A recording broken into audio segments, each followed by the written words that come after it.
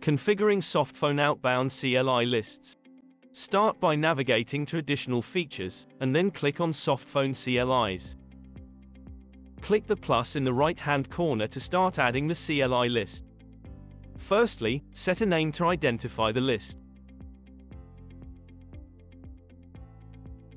Next, set a description for this list, i.e. sales CLIs. Then, using the CLIs drop-down, select the numbers you wish to be in the list. You can pick multiple numbers by clicking the drop-down again. Moving on, you will be asked to confirm that you are happy to add the new list.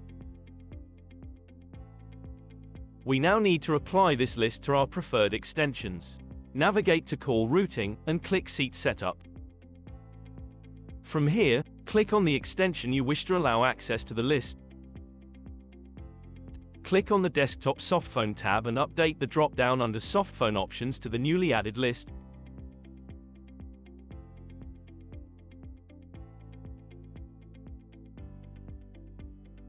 Then click Save in the bottom right to finalize.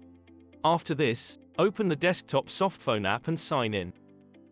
In the bottom left, you will see a section labeled as Outbound CLI.